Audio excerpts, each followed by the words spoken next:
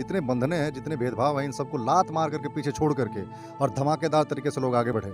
मैंने ज़िंदगी में एक सपना बोया था कि जो मुझे नहीं मिला वो उनको दिलाऊँगा और मेरे अंदर जो जिन चीज़ों की कमी रह गई थी वो इनके अंदर भर-भर करके इनको जुड़ान भरने के लिए मैं तैयार कर सकूँ। तो ये सारी चीज़ें साथ-साथ बढ़ रही हैं। लोग खेलों के माध्यम से आत्मविश्वास ग्रहण कर रहे हैं, अपने अंदर आत्मविश्वास भर रहे हैं और जितने भेदभाव हैं, विषमताएँ हैं, असमानताएँ हैं, इन सभी को लोग दरकिनार करके आगे बढ़ने के लिए तैयार अपने को कर रहे हैं। ये मुझे बहुत सुकून देता है। परिवर्तन देख रहे हैं कि हम लोग ऐसा ड्रेस नहीं पहनते थे, तब अब पहनने लगे। आपको बताया कि मैं डॉक्टर भीमराव अंबेडकर का अनुयायी हूँ और मेरे जीवन में जो भी परिवर्तन आया, चाहे मैं चिकित्सक बन पाया, चाहे जो भी रुपए पैसे आए, चाहे मैं आर्थिक संपन्नता आई, चाहे वैचारिक संपन्नता आई, ये सब कुछ बाबा साहेब डॉक्टर भीमराव अंबेडकर को फॉलो करते, उनको पढ़ते हुए, उनको उपलब्धियों, उनके संघर्षों को जानते समझते ही हुआ है। तो हमें लगता है कि हमारे जीवन में यदि महज सोच मात्र से इतना बड़ा परिवर्तन आ सकता है डॉक्टर भीमराव अंबेडकर से, तो उनको प्रेरणा मान करके, उनके नाम को ही एक संकल्प लेकर के हम खेलों की दुनिया में एक नाम स्थापित करें, डॉक्टर बाबा साहेब को समर्पित एक नाम। तो ये नाम ही हमने भीमा यानी कि भीमराव अंबेडकर उनको माने समर्पित हमने एक नाम चुना और इससे ज़्यादा बढ़िया परफेक्ट नाम कुछ हो नहीं सकता था। हमेशा प्रतिपल वो जो हमें दृढ़ संकल्पित करता है, हमें प्रेरित करता है, हमें उत्साहित करता है। तो भीमा स्पोर्ट्स क्लब से ज़्यादा शानदार नाम कुछ हो ही नहीं सकता था। खेल सिर्फ खेल नहीं है, खेल एक अनुशासन भी है, खेल एक सपना भी है, खेल एक उड़ान भी है, खेल एक धैर्य भी है। जब ये बच्चे खेलते हैं ग्राउंड पर तो सभी जो गुण हैं उन सबको लेकर के आगे बढ़ते हैं। तो खेलों के माध्यम से इनमें एक चेतना, हम कहें कि एक गौरव भाव, हम कहें कि एक तत्परता या कहें कि एक नया संकल्प इनमें विकसित होता है जो देखने को मिलता है। तो उस हिसाब से खेल एक नायाब रास्ता है इन सबको आगे लेके आने के लिए। जो आपके स्कूल में दूसरे लोग हैं जिन्हें स्वर्ण समाज का कहते हैं, क्या वो जातीय भेदभाव करते हैं या आपको इस नाम से संबोधित करके अपमानित करते हैं? यस, करते हैं ऐसा? क्या कहते हैं वो? कहते हैं कि नीच समाज के हैं। अच्छा, इस तरह से बोलते हैं बिल्कुल। यस, तो जो स्कूल के अध्यापक हैं वो कुछ बोलते नहीं है इसमें? नहीं बोलते हैं। नहीं बोलते हैं।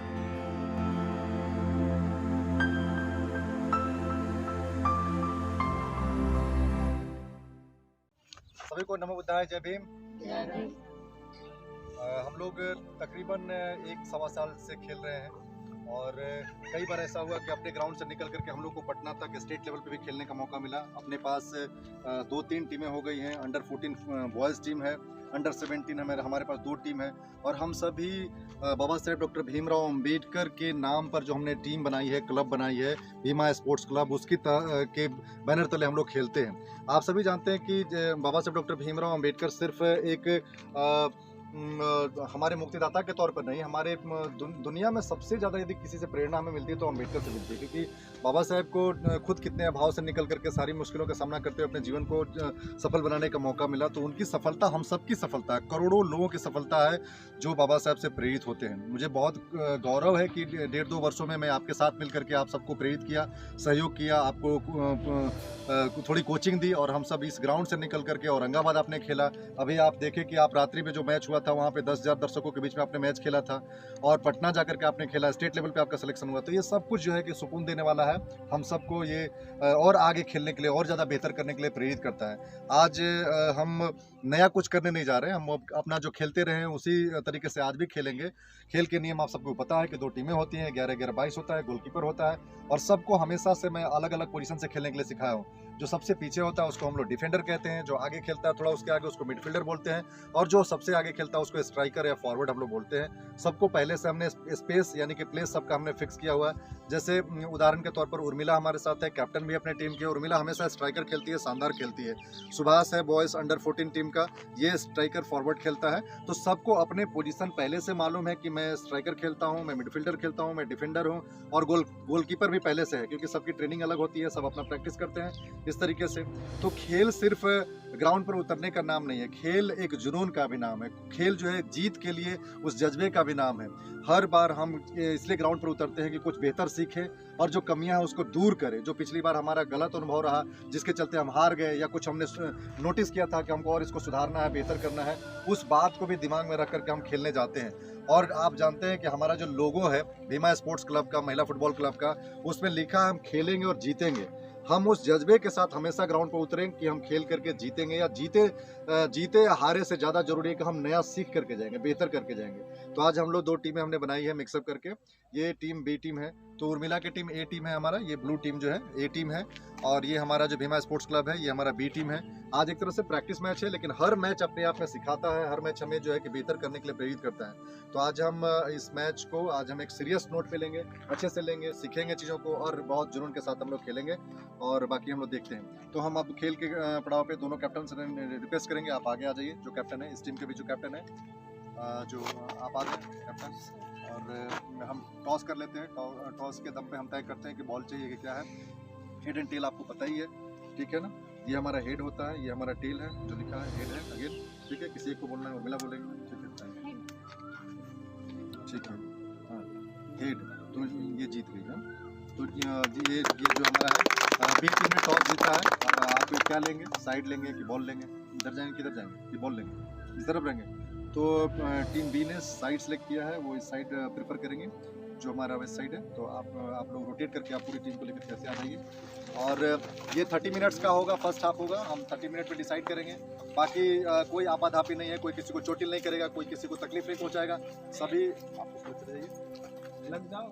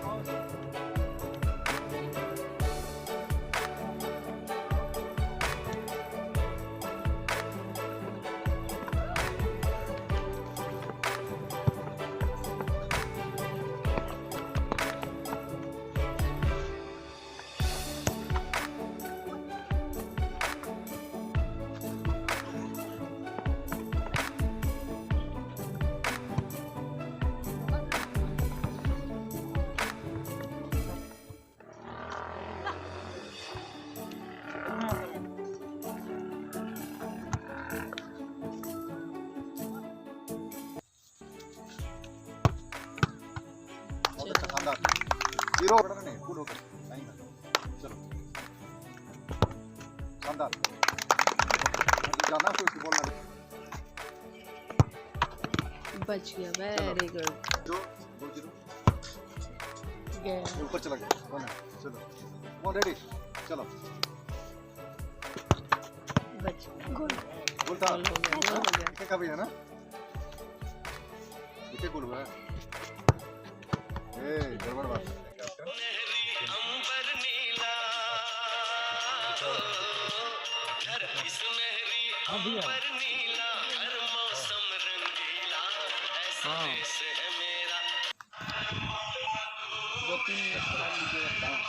हम डॉक्टर साहब से बात करवा देंगे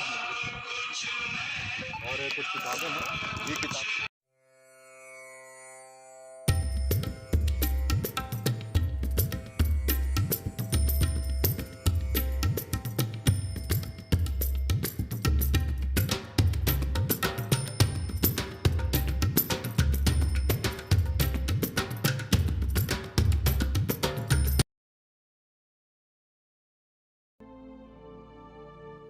नमस्कार, आप देख रहे हैं एनबी न्यूज़ 24x7 नीलम बोध के साथ। और साथियों, आज हूँ मैं बिहार के औरंगाबाद जिले से आगे कम से कम 30-35 किलोमीटर एक गांव पड़ता है जिसका नाम है मदनपुर। और मदनपुर में जिस तरह अगर मैं हालातों की बात करूं, चाहे आर्थिक रूप से या सामाजिक रूप से, यहाँ पर बहुत ही ज़्यादा दयनीय स्थिति है और जो जातीय भेदभाव है वो कहीं ना कहीं बहुत बड़े स्तर पर है। और जिस तरह से यहाँ का अगर मैं भौगोलिक क्षेत्र की बात करूँ तो आप जो मेरे पीछे देख पा रहे होंगे ये पहाड़ी इलाका है और जो बड़े बड़े पहाड़ दिखाई दे रहे हैं उससे आगे ये दक्षिणी बिहार है और उसके पीछे झारखंड लग जाता है। और यहाँ पर एक खास बात हो रही है, जिस तरह से यहाँ पर आपको जितना बिहार में हरियाली है उतनी हरियाली यहाँ पर देखने को नहीं मिल रही होगी। यहाँ पर काफ़ी सूखा है। उसका कारण ये है कि यहाँ पर पानी की बहुत ज़्यादा किल्लत है और उसी का नतीजा है कि यहाँ पर साल में सिर्फ एक ही फसल यहाँ के लोग उगाते हैं जब बारिश होती है। पूरी तरह से बारिश पर निर्भर रहते हैं। और जिस समाज से यहाँ पर ये बहुत सारे बच्चे खड़े हैं उसे हम मुसर जाति के नाम से जानते हैं और हमने पढ़ा है इनका इतिहास और इनका संघर्ष कि किस तरह से लोगों के पास में पेट भरने तक के लिए खाना नहीं होता था, किस तरह से वो जीवों के माध्यम से अपने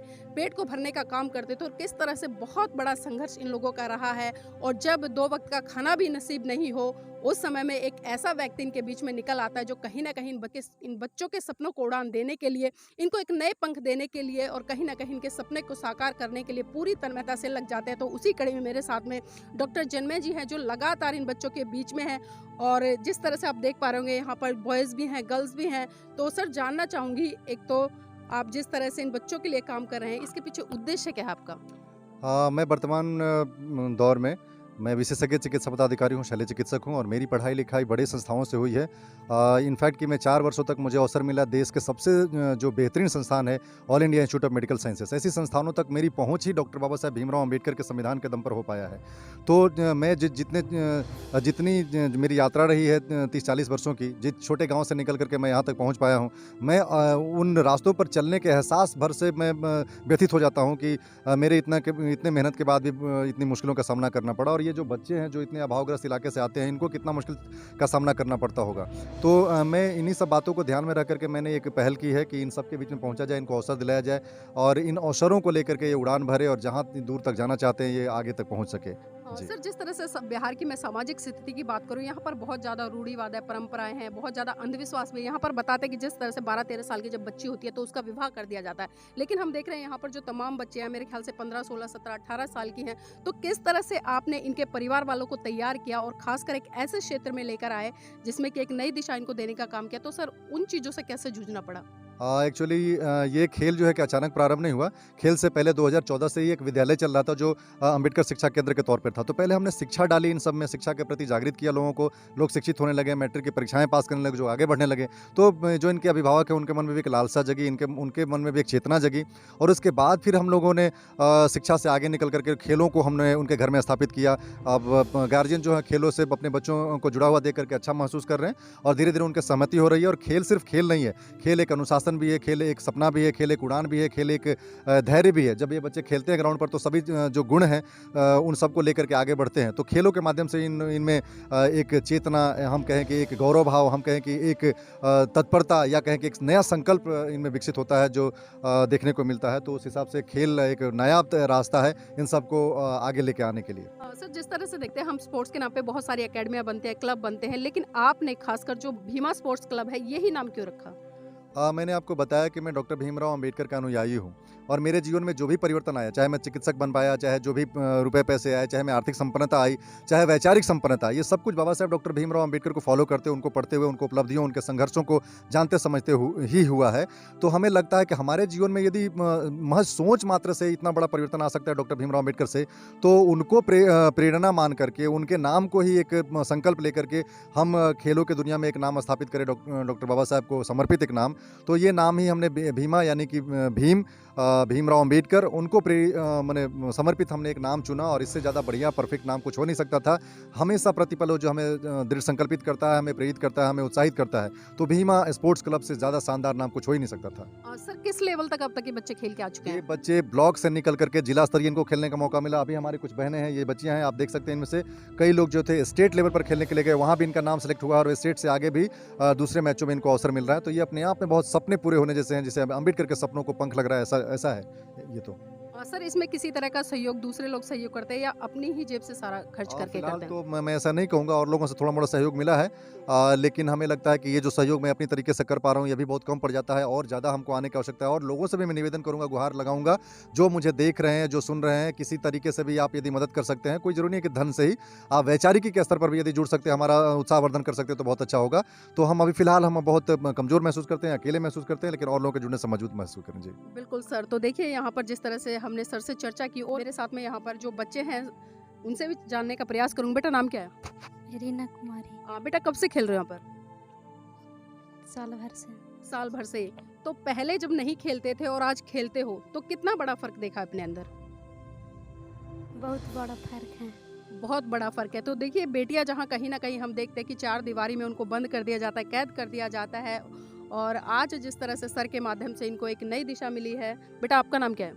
मेरा नाम रिंकी कुमारी। कौन सी कक्षा में पढ़ रहे हो? 12th कक्षा में। 12th में। तो बेटा जानना चाहूंगी कितने साल हो गए यहाँ पर जुड़े हो आपको? 1 साल हुआ। 1 साल हुआ है। तो 1 साल में कितना बड़ा परिवर्तन देख रहे हैं? जब आप फुटबॉल नहीं खेलते थे और अब फुटबॉल खेलते हैं तो कितना बड़ा अंतर है? बड़ा परिवर्तन देख रहे हैं कि हम लोग ऐसा ड्रेस नहीं पहनते थे, तब अब पहनने लगे हैं। पहले ऐसी ड्रेस पहनना अलाउ नहीं था यहाँ पर? अलाउ था तब मिलता नहीं था। मिलता नहीं था, तो ये ड्रेस सर ने प्रोवाइड कराई आपको? यस। तो देखिए जिस तरह से मैं यहाँ पर बच्चों से बात कर रही हूँ तो आप एक बात साफ साफ देख सकते हैं कि बच्चों में कॉन्फिडेंस लेवल बिल्कुल भी नहीं है, और उसका कारण है कि जो यहाँ का सामाजिक परिवेश है, और खासकर जिस तरह से इन बच्चों को एक तमगा पहना दिया है महादलित का, तो बहुत बड़ी विडंबना है। तो बेटा एक चीज़ और जानना चाहूँगा, आप किस जाति से आते हैं? भूइया समाज से। कौन सी कैटेगरी में आता है ये? एसटी में। जो एक महादलित शब्द सरकार की तरफ से आप लोगों के लिए यूज किया जाता है, तो उस महादलित शब्द से आपको घृणा नहीं होती? होती है। तो किस तरह के भाव आते हैं? बुरा लगता है। बहुत बुरा लगता है। जो आपके स्कूल में दूसरे लोग हैं जिन्हें स्वर्ण समाज का कहते हैं, क्या वो जातीय भेदभाव करते हैं या आपको इस नाम से संबोधित करके अपमानित करते हैं? यस। करते हैं ऐसा? क्या कहते हैं वो? कहते हैं कि नीच समाज के हैं। अच्छा, इस तरह से बोलते हैं बिल्कुल। तो जो स्कूल के अध्यापक हैं वो कुछ बोलते नहीं है इसमें? नहीं बोलते हैं। नहीं बोलते हैं। बेटा गरीब तो वो लोग भी होते हैं, लेकिन आप में ऐसी क्या बात है कि आप गरीब होते हुए अपने आप को नीच मान लेते हो? वो नहीं मानते? क्योंकि हम लोग के पास शिक्षा नहीं ज़्यादा रहता। तो उसका कारण क्या है? आप लोग स्कूल नहीं जाते हो, पढ़ते नहीं हो? जाते हैं। जाते हैं। तो देखिए बच्चे जितना समझ पा रहे हैं उतना अपने आधार पर बोल रहे हैं, और यहाँ पर देखिए बिटिया है, इसके हाथ में ट्रॉफी है। तो मैं जानना चाहूँगी बेटा आपका नाम क्या है? रुनु कुमारी। कौन सी कक्षा में पढ़ रहे हो? 10th में। 10th में। तो ये ट्रॉफी कब जीती थी आप लोगों ने, आपकी टीम? आज जीते हैं। आज ही जीते हैं। तो आज हम देख रहे थे कि आपका जो मैच है वो बॉयज़ के साथ हो रहा था, तो आप बॉयज़ के साथ आसानी से खेल लेते हो? खेल लेते हैं। डर नहीं लगता आपको? डर नहीं लगता है, पहले ही से खेलते थे, मतलब प्रैक्टिस किए हैं उन लोग के साथ। अच्छा, प्रैक्टिस किया इसलिए डर नहीं लगता। यस। उनको डरा देते हो आप लोग? डराते हैं। कितनी बार उनको हराया है? हराए तो नहीं है, मगर प्रैक्टिस कर रहे हैं कि मतलब हरा दे उन लोग के। तो देखिए जिस तरह से बिटिया ने हमें बताया है कि कई बार वो हार जाते हैं, लेकिन उसके बाद भी उनको डराने का मद्दा रखते हैं, और उसी का कारण है कि बड़ी दबंगाई के साथ में ये लोग खेलते हैं और प्रैक्टिस करते हैं, और लगातार बहुत सारी चीज़ें जिनसे कि ऊपर उठकर ये बच्चे आएंगे। और भी बच्चे हैं मेरे साथ में, उनसे भी जुड़ने का प्रयास करूँगी। बेटा नाम क्या है? शबनम कुमारी। कौन सी कक्षा में पढ़ रहे हैं? 10th का एग्ज़ाम दिए हैं। अच्छा, 10th का एग्जाम दिया। तो अच्छा, जो सर आते हैं किस तरह से आप लोगों को यहाँ पर प्रैक्टिस कराते हैं? सर आते हैं तो हम लोग को परेड करवाते हैं और बताते हैं कि ऐसे करो, पासिंग से खेलो, मतलब गोल करो, बताते हैं सब। अच्छा, डांटते भी हैं? हाँ डांटते हैं, डांटेंगे नहीं तो सीखेंगे कैसे। मार पिटाई भी करते हैं? नहीं, मारते नहीं है। चलिए देखिए, डांट भी ज़रूरी होती है क्योंकि कई बार बहुत सारी चीज़ों को सिखाने के लिए डांटना पड़ता है।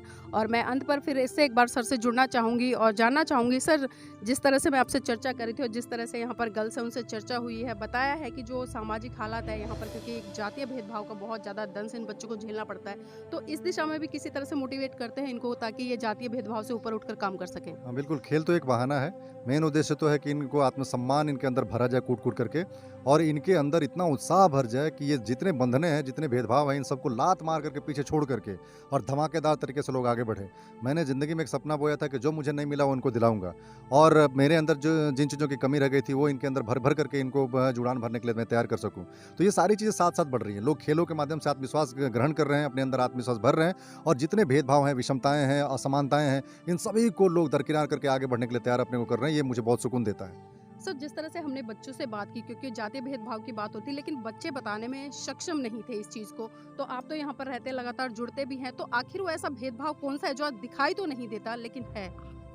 देखिए, ये भेदभाव तो कहीं न कहीं घर से ही प्रारंभ होता है। लड़का-लड़की में भेदभाव तो पहला जो कड़ी है, जो इनको झेलना पड़ता है, जो महसूस करता हूँ। लेकिन उसके भी आगे निकल कर के सामाजिक भेदभाव भी यहाँ पर है कि ये उस समाज से आती हैं, जो छोटी है, जो काम करने वाली है, जो गरीब है, जो अशिक्षित है। ये भेदभाव जो सामने वाला है, वो तो अपने मन में रख कर के इनके साथ व्यवहार करता है। लेकिन हमें लगता है कि ये सारी चुनौतियाँ जो हैं, कहीं न कहीं इनको स्वीकार करके ऐसे भेदभाव को बहुत पीछे छोड़ कर के बहुत आगे बढ़ने की आवश्यकता है, और हमको लगता है कि अपने आप को तैयार कर रही हैं इस चीज़ के लिए। तो ये ज़्यादा सुख और सुकून देने वाला है। अपने आप को एक तरह से बड़ा अच्छा महसूस होता है देख करके। जी, सर, अगर आपको कोई इन बच्चों के लिए सहयोग करना चाहे तो किस माध्यम से कर सकता है? कोई कॉन्टैक्ट नंबर, पेटीएम नंबर, वो हमारे दर्शकों को थोड़ा बता फिलहाल दें। अभी मैंने ऐसा कोई नंबर डायरेक्ट डिस्प्ले नहीं किया जिस नंबर पे कोई वो कर सके।